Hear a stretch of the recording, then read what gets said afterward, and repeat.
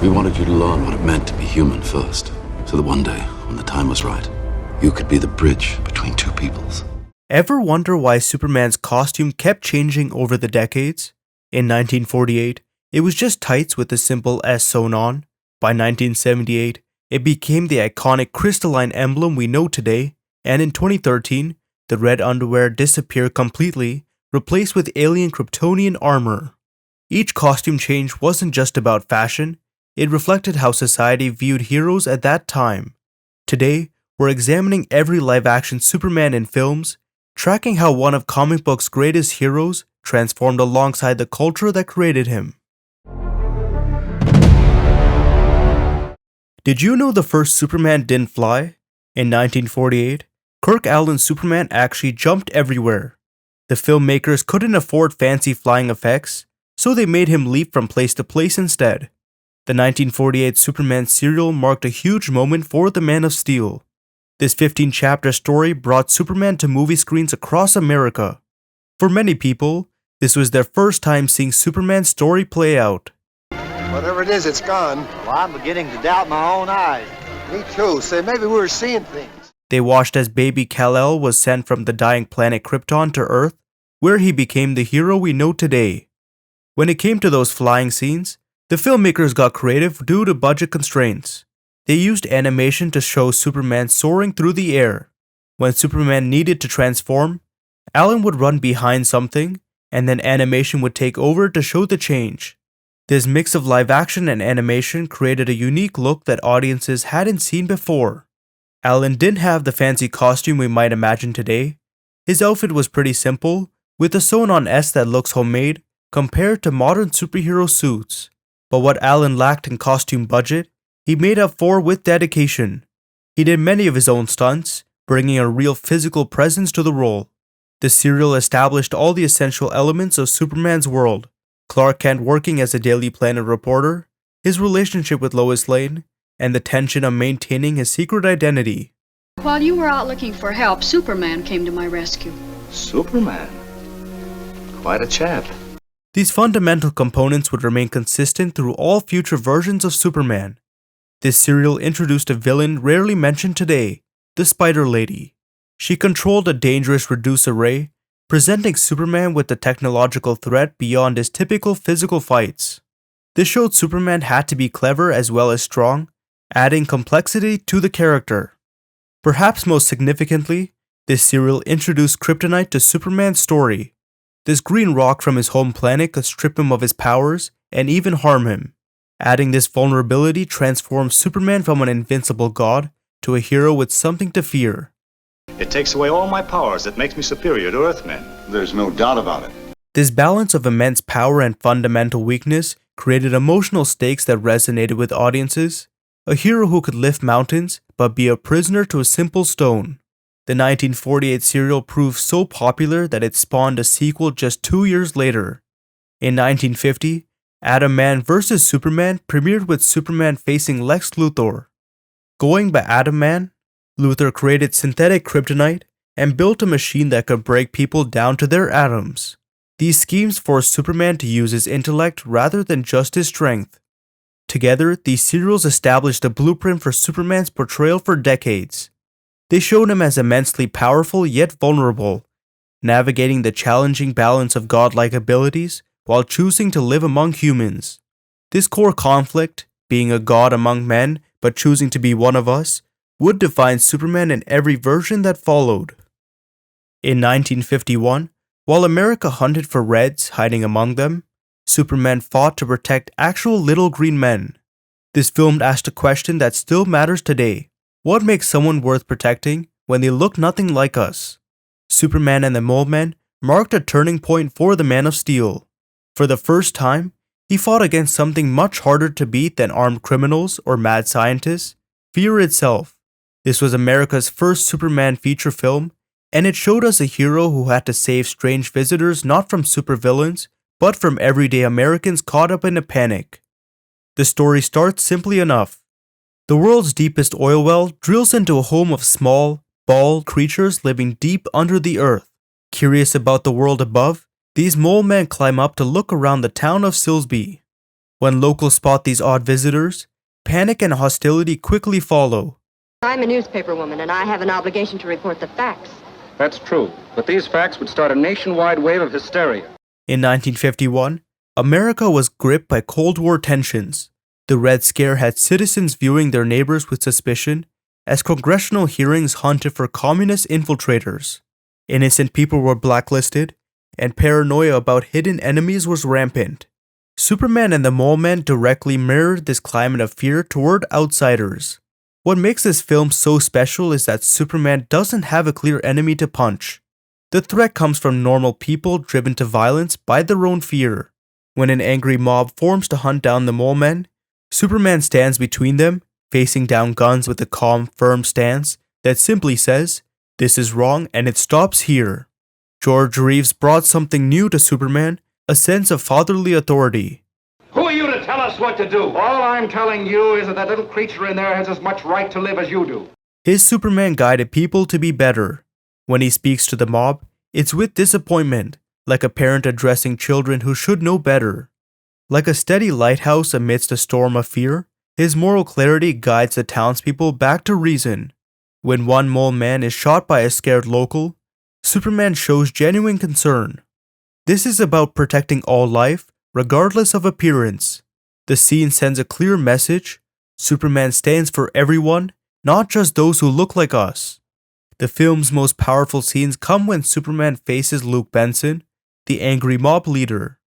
Superman doesn't hurt him, he talks to him, trying to make him understand that fear doesn't justify hate. You saved my life. That's more than you deserve.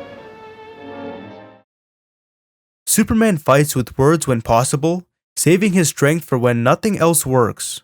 Superman and the Mole Men also served as a pilot for the TV show The Adventures of Superman, which would make George Reeves the Superman for a generation of children. The film established Reeves as a moral compass in uncertain times. By the film's end, the Mole Men return underground, using their ray guns to destroy the connecting oil well. The threat resolves through understanding rather than violence. It's almost as if they were saying, you live your lives, and we'll live ours. Superman didn't need to beat up anyone, he just needed to hold the line long enough for reason to win over fear. After decades of low-budget serials and TV shows, Superman finally soared to his full potential on the big screen. The 1978 film didn't just feature better special effects, it transformed how the entire world saw superheroes and created the template that superhero films still follow today. When Superman the movie hit theaters in 1978, it came with a bold promise in its marketing: you'll believe a man can fly. This wasn't just clever advertising, it was a direct challenge to audiences who had only seen Superman jump or appear as a crude animation in earlier adaptations. The film delivered on this promise through groundbreaking special effects that, for the first time, made Superman's flight look real and majestic on screen. But the special effects weren't the only revolutionary aspect. Director Richard Donner made a crucial decision that would change superhero movies forever. He took the material seriously. Instead of treating Superman as a silly comic book character, Donner approached the film as an epic mythology. This was clear from the opening scene set on Krypton, where Jor-El gave weight and dignity to Superman's origin story. But we will never leave you, even in the face of our death. The film's serious approach extended to its music. John Williams, fresh off his success with Star Wars, created a heroic theme that perfectly captured Superman's nobility and power. The score became just as iconic as the character himself, with triumphant brass that signaled hope and heroism. Even today, many people can hum the Superman theme without having seen the movie in years. At the center of it all was Christopher Reeve's perfect performance. Standing 6'4" with an athletic build, Reeve physically embodied the hero in a way no actor had before. But his true genius was in creating two distinct characters. As Superman, he stood tall with perfect posture and spoke with confidence. Then, as Clark Kent, he hunched his shoulders, adjusted his glasses nervously, and changed his voice to a higher pitch. Well, Any more at home like you? not really, no. Audiences completely believed that no one would connect the two identities, despite them having the same face. I guess I must have fainted. Fainted. You fainted. Sorry. The film also modernized Superman's greatest enemy. Gene Hackman's Lex Luthor wasn't the mad scientist from the comics, but a brilliant criminal mastermind with a fixation on real estate. His scheme to sink the California coastline into the ocean so his desert property would become a valuable beachfront was both diabolical and strangely plausible.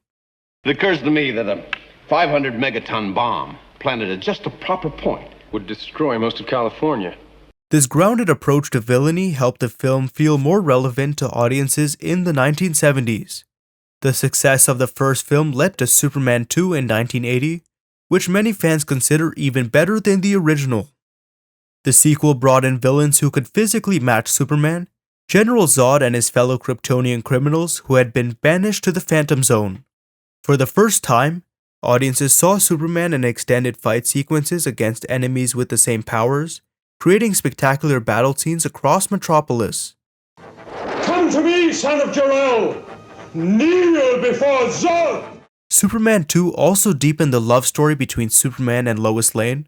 The film explored what would happen if Superman chose to give up his powers to be with the woman he loved, only to discover the world still needs its hero. I have to go back. You can't go back. I have to. This created genuine emotional conflict beyond the physical threats, showing that even Superman struggled with the balance between duty and personal happiness. Good afternoon, Mr. President. Sorry I've been away so long. I won't let you down again. Unfortunately, the series took a sharp turn with Superman 3 in 1983. The film aimed for comedy by casting Richard Pryor as computer genius Gus Gorman, who creates a form of synthetic kryptonite. When exposed to this kryptonite, Superman splits into two versions, his normal heroic self and an evil selfish Superman who gets drunk, straightens the Leaning Tower of Pisa, and blows out the Olympic torch for laughs. While the concept of Superman fighting his own dark side had potential, the comedic approach undermined the serious tone that made the earlier films work so well. The Reeve era came to a disappointing end with Superman 4: The Quest for Peace in 1987.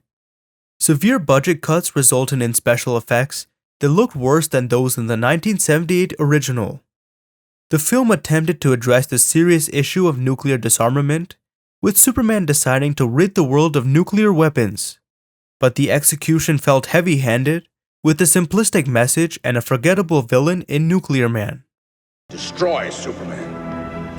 First, I have fun. The poor quality of this final film marked a sad end to Reeve's time in the role that had defined his career. After Superman's 19-year absence from movie theaters, a question emerged that no superhero film had really asked before: what if the world's greatest hero left us behind? In Superman Returns, this wasn't just a thought experiment, but the emotional core of a story where Earth's most powerful protector had to face something his strength couldn't fix, a world that had moved on without him. Bryan Singer made a bold choice when bringing Superman back to the big screen in 2006. Instead of starting fresh, he created what was essentially Superman 3, but not the one we got in 1983. Singer's film ignored the less successful later Reeve movies, picking up where Superman 2 left off and treating those first two beloved films as the only true Superman canon. This wasn't just about storytelling, it was about recapturing what made audiences fall in love with Superman in the first place. The film's connection to the Reeve era wasn't subtle. You really shouldn't smoke, Miss Lane. You really shouldn't smoke, Miss Lane. Well, I certainly hope this little incident hasn't put you off flying, miss. Statistically speaking, of course, it's still the safest way to travel. I hope this experience hasn't put any of you off flying. Statistically speaking, it's still the safest way to travel. From the opening credits featuring the same star-filled journey, an iconic John Williams theme to deliberate visual callbacks, Singer was clearly paying tribute.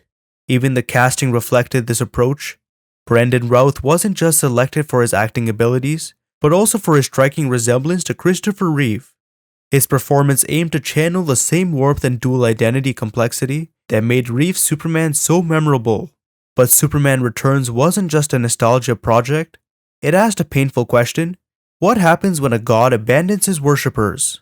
When Superman left Earth to search for remnants of Krypton, he didn't just disappear, he left without saying goodbye. How could you leave us like that? I moved on.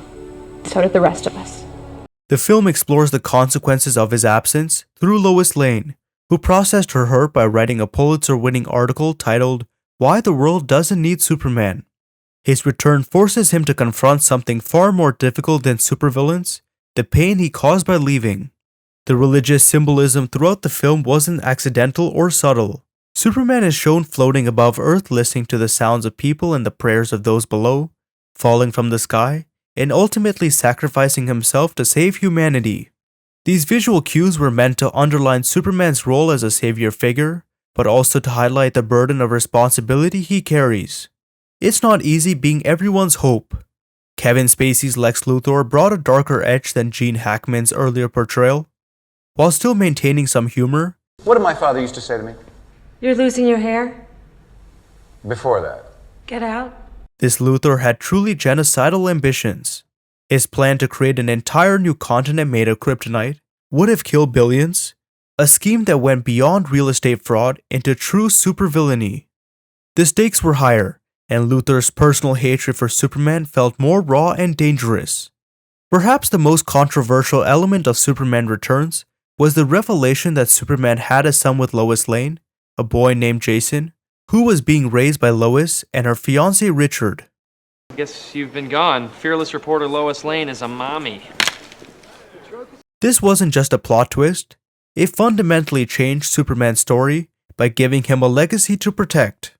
Suddenly, the Man of Steel had to face fatherhood, complicated by the fact that his son didn't know who he truly was.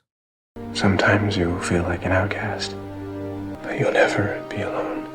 You will make my strength your own. This added an entirely new layer of emotional vulnerability for a character often criticized for being too perfect. The film stood apart from many superhero movies of its time by focusing more on emotional battles than physical ones. While there were certainly action sequences, like the spectacular plane rescue, the real conflict was internal. Superman had to find his place in a world that had learned to live without him. He had to deal with rejection, with being an outsider, with watching the woman he loved build a life that didn't include him. An old friend of your mom's. Really? She never mentioned you. Really? Never? No. These were human struggles that his powers couldn't solve. Critics generally liked the film, praising its respect for the character's legacy and Rout's performance. But audiences were more divided. The box office returns weren't terrible, but they weren't enough to justify the film's substantial budget. It's taken nearly 2 decades, 4 directors, and $250 million. But finally, Superman returns. Plans for a sequel quietly faded, leaving Rout's heartfelt turn as Superman frozen in time, a single performance that stood as both a tribute and farewell. Years later, however, Rout would don the cape once more, this time in the ambitious Crisis on Infinite Earths crossover event, where he embodied a weathered, grief-stricken version of the hero inspired by the Kingdom Come storyline. Looking back, Superman Returns occupies an interesting place in superhero movie history. It arrived at a transitional moment after Sam Raimi's Spider-Man had proven superhero films could be both critically and commercially successful, but before The Dark Knight and the Marvel Cinematic Universe would transform the genre. Singer's film, with its earnest approach and focus on character over spectacle, represents the bridge between eras. Imagine a Superman who makes mistakes, faces real hate, and doesn't always save everyone. The DCEU dared to ask what happens when the world's most powerful being isn't sure he should be a hero at all. When Zack Snyder brought Superman back to theaters in 2013's Man of Steel, he wasn't just making another superhero movie, he was rebuilding Superman from the ground up. The symbol of the House of El means hope. The fundamental belief in the potential of every person to be a force for good. This wasn't the smiling, confident hero we knew. This was an alien struggling to find his place in a world that might not want him. Where the hell did they find you, Greenhorn? Henry Cavill stepped into the suit and brought something new to Superman: doubt. His Clark Kent wasn't raised to be Earth's savior. He was a drifter, hiding his powers, scared of what the world would do if they knew what he could do. When his father, Jonathan Kent, tells him maybe he should have let a bus full of children die rather than expose his powers, There's more at stake here than just our lives, Clark, or the lives of those around us. We knew this was a completely different take on Superman's moral compass. The DCEU Superman lived in our world, a place where people fear what they don't understand. My father believed that if the world found out who I really was, they'd reject me. When he finally revealed himself to save Earth from General Zod, the reaction wasn't pure gratitude. Some people worshipped him, others feared him, many hated him. How do you be a hero when half the world thinks you're a threat? The most shocking moment came when Superman killed Zod to save a family. This broke the character's famous no-kill rule and showed just how far Snyder's vision departed from tradition. If you love these people so much, you can mourn for them. Superman screamed in pain after doing it. He didn't want to kill, but felt he had no choice. This moment set the tone for a darker Superman journey, unlike anything we'd seen before. The battle with Zod destroyed much of Metropolis, and this had real consequences. In Batman vs. Superman: Dawn of Justice, we saw the fight from Bruce Wayne's perspective as he watched innocent people die during the alien battle. Superman hadn't meant for anyone to get hurt, but his fight had deadly results, something previous Superman films never really addressed. This Superman faced problems punching couldn't solve. Congress held hearings about whether he should be allowed to act freely. Lex Luthor manipulated public opinion to turn people against him. Headline: End of love affair with man in the sky? ? The weight of being both God and outcast took a mental toll that previous Superman versions never had to deal with. Batman v Superman ended with Superman sacrificing himself to stop Doomsday. His death united the world that had been so divided about him. The film closed with his funeral, both a massive public event for Superman and a small family gathering in Kansas for Clark Kent. For the first time, a major Superman film arc ended with the hero's death. But Superman's story wasn't over.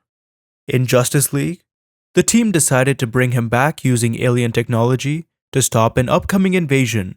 When first resurrected, he was confused and dangerous, attacking his future teammates before Batman used Lois Lane to bring back his memories. The theatrical version rushed through the storyline, giving viewers little time to process Superman's return. Kal-El, no! The original creative vision for the DCU faced many challenges behind the scenes. Studio executives worried about the darker tone and made changes to the planned story. This became most obvious with Justice League, where director Zack Snyder left during production due to a family tragedy, and Joss Whedon was brought in to complete the film with a much lighter tone. I've been a loner my whole life, but being part of something bigger like this. Fans campaigned for years to see Snyder's original vision. Fan community has sort of risen up demanding this movement that said, we need to know how it ends. And in 2021, HBO Max released Zack Snyder's Justice League.